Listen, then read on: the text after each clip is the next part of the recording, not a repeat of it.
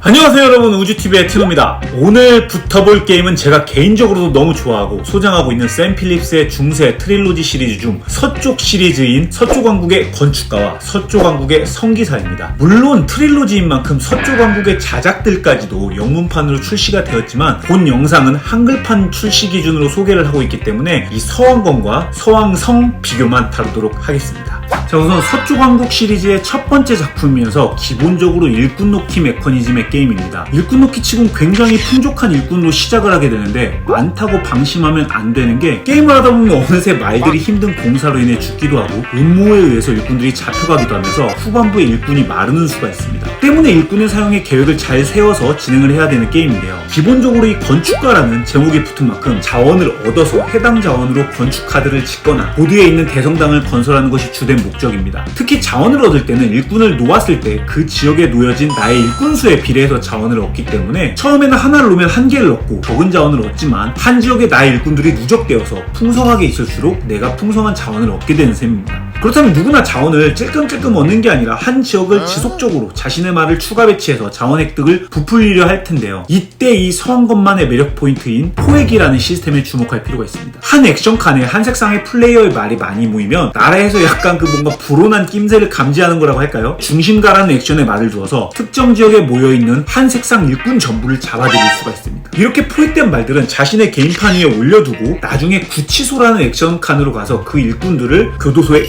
감금시키면 마치 포상금을 받듯이 돈으로 보상을 받게 되는데요. 이렇게 포획된 일꾼들을 석방시키기 위해선 해당 색상의 플레이어가 다시 구치소로 가야만 자신의 말들을 다시 꺼낼 수 있게 되는 셈이죠. 바로 이 점 때문에 많은 자원을 얻기 위해서 내 말을 뭉쳐서 놓는 것에 자연스럽게 눈치를 보게 되고 꼭 상대의 말만 포획하는 게 아닌 일꾼 회수라는 개념이 기본적으로 없기 때문에 자신의 말을 회수하기 위해서라도 전략적으로 사용된 액션이기도 합니다. 그래서 처음 당하면 좀 기분 나쁠 수 있지만 이내 익숙해지면 좀 오히려 구치소에 대량의 말들을 감금시켜주면 고맙다 하는 상황도 생기게 됩니다. 그것과 더불어서 주목할 만한 점은 선행 트랙입니다. 서쪽왕국 시리즈의 전반적으로 흐르는 무드는 나쁜 짓이라 표현하는 액션들을 눈치껏 이용하면 이득을 주게 세팅을 해뒀다는 점입니다. 실제로 건축을 하기 위해서 다양한 자원들이 필요하지만 그중 얻기 힘든 금이라든지 대리석과 같은 고급 자원을 암시장에 가면 쉽게 구할 수 있기도 하고요. 돈이 없을 때는 게임을 플레이하면서 모인 국고와 같은 세금 창고에 돈을 훔쳐가는 액션들도 가능합니다. 물론 그렇게 이득을 본 만큼 선행 트랙은 내려가게 되고 이 선행 트랙의 높고 낮음에 따라서 특정 지역의 액션을 서로 대비되게 못하게 막아둔 점도 재미난 포인트입니다.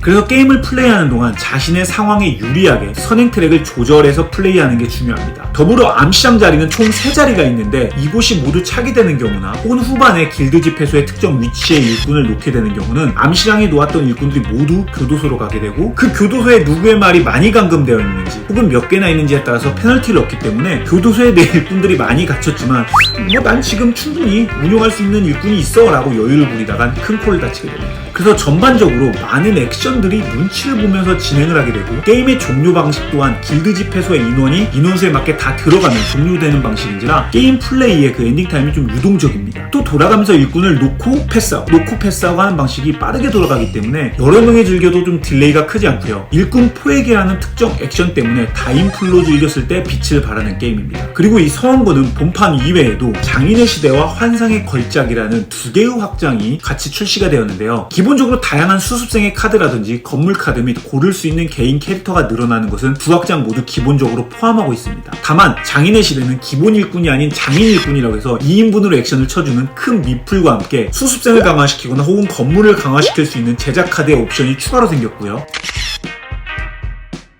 그리고 점수 계산지도 원래는 본판에 없었는데 이 확장이 포함되어 있습니다. 그리고 개인적으로는 꼭 추천하고 싶은 이 환상의 걸작 확장에서는 선행 트랙 외에도 영향력 트랙이라는 요소가 생기고 또 공주와 몰입해라는 빛과 어둠과 같은 효과 및 존재가 보드 위를 돌아다니면서 일꾼을 놓을 때나 암시장이 꽉 찼을 때 벌어지는 액션도 더욱더 버라이어티한 재미를 선사합니다. 또 누구나 먼저 선착순으로 지을 수 있는 랜드마크 같은 5종의 걸작 건물들도 준비되어 있어서 지은 사람은 당연히 높은 점수뿐만 아니라 그 지역을 방문 방문할 때마다 장인의 일꾼처럼 한 개의 일꾼을 추가 혜택을 주는 기능이 주어지기 때문에 영향력을 빨리 높이려는 흐름으로 가게 됩니다. 이때 영향력을 얻는 방법이 앞서 공주와 모리베의 일꾼이 위치한 자리로 일꾼을 놓아야 한다고 했는데, 공주에 위치한 칸에 놓아서 영향력을 얻기 위해선 다소 비용이 들어가긴 하지만 암시장 계산 때 가장 많은 일꾼을 배치한 자가 보상을 얻게 되고, 반대로 암흑 세력인 모리베가 위치한 자리에 일꾼을 놓을 때는 놓을 때마다 그냥 쉽게 영향력을 얻을 수 있지만 암시장 영향력 체크를 할 때는 그 지역의 일꾼들이 모두 교도소로 잡혀가게 됩니다. 즉, 좀 더 서쪽 왕국의 건축가라는 테마를 살리면서 어렵게 선의 길을 갈 것인지 혹은 쉽게 악의 길을 갈 것인지 고민의 길을 열어두어서 선택의 재미를 좀 극대화시키는 확장이라고 생각이 듭니다. 그 외에도 확장으로 인해 수습생 카드와 건축 카드가 늘어난 만큼 좀 더 빠르게 리프레시할 수 있게 세팅을 해두었고, 시작 전에 역순으로 수습생을 갖고 시작한다는 점도 장점이라고 할 수 있습니다.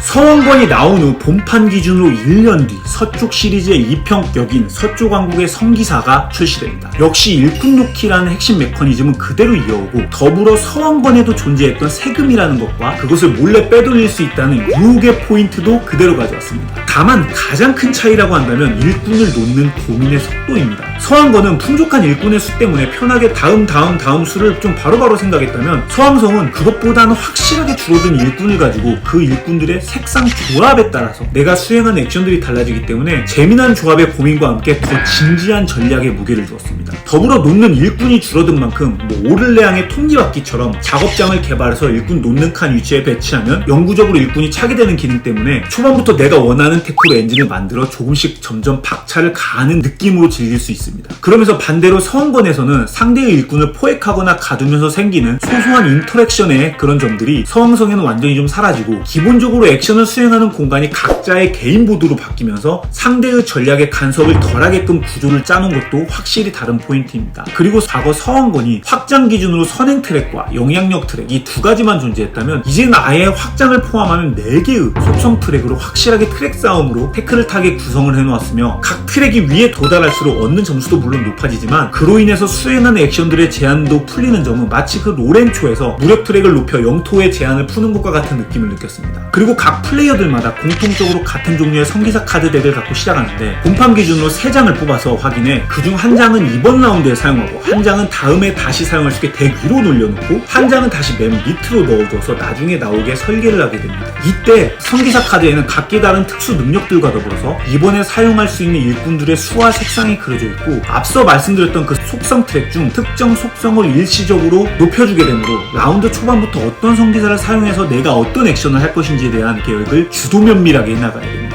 그 때문에 본의 아니게 생각을 오랫동안 하다 보면 분명 장고의 요소가 생길 수도 있고, 서왕권에 비해서는 이 서왕성이 좀 더 살펴봐야 될 영역들이 상대적으로 좀 많은지라 치밀하게 엔진을 굴려서 계획을 세우는 분들에게는 마치 그 제로의 영역처럼 묘한 영역으로 빠져들게 되는 매력이 있는 게임입니다. 그렇다고 또 플레이들 간에 완전히 따로 노는 게임은 아닌 것이, 중앙에 수도사와 거점을 놓는 자리가 공용 보드이고 각 놓는 위치마다 다른 보상들을 주는 터라 좋은 자리를 선점하기 위한 싸움이 일어나기도 합니다. 물론 이 자리도 영향력의 제한에 따라서 높을수록 선택폭이 넓어지기도 하기 때문에 영향력은 낮은데 놓는 선택마저 늦게 된다면 내가 놓을 자리는 하나도 없게 되는 셈이죠.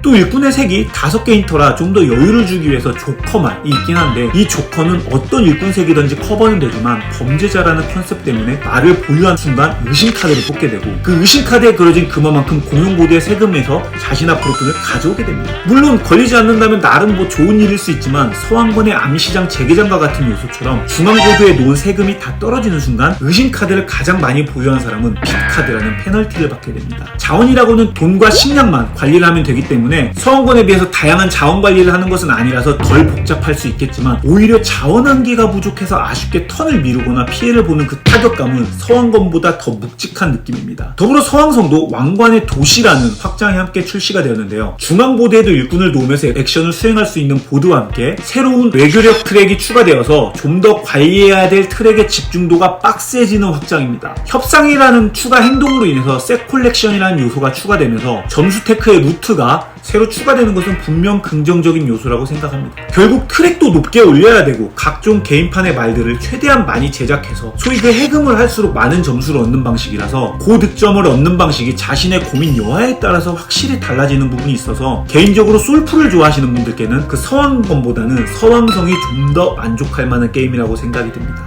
이상 두 게임 모두 일꾼 놓기라는 메커니즘을 차용하면서도 확실히 다른 매력이 담겨있는 게임들인데요. 좀 더 파티, 전략 느낌으로 언제 끝날지 모르는 유동적인 라운드, 그리고 맛깔스러운 일꾼 포획이라는 상호작용을 좋아하시고 가인풀의 여건이 되시는 분들이라면 바로 이 서왕건을 추천드리고요. 상대에게 견제를 덜 받으면서 일꾼 하나하나 배치에 계획을 세우고 그에 맞춰 엔진을 굴려 끝내 가서는 모든 게 툭 맞아 떨어졌을 때의 쾌감을 느끼시는 분들과 1, 2인풀을 주로 하시는 분들이라면 이 서왕성을 추천드려봅니다. 어디까지나 이 영상의 내용은 저 키노 개인의 생각이기 때문에 본 영상을 보시고 또 게임을 즐기신 분들이 계시다면 여러분들이 좋아하는 게임 그리고 더 끌리는 게임과 그 이유를 댓글로 남겨가지고 공유를 해주세요. 그러면 저는 또 다음에 재미난 게임 들고 여러분들께 돌아오도록 하겠습니다. 여러분 그때까지 모두 재미난 보드라이프 즐기세요. 그럼 다음에 다시 만나요. 안녕.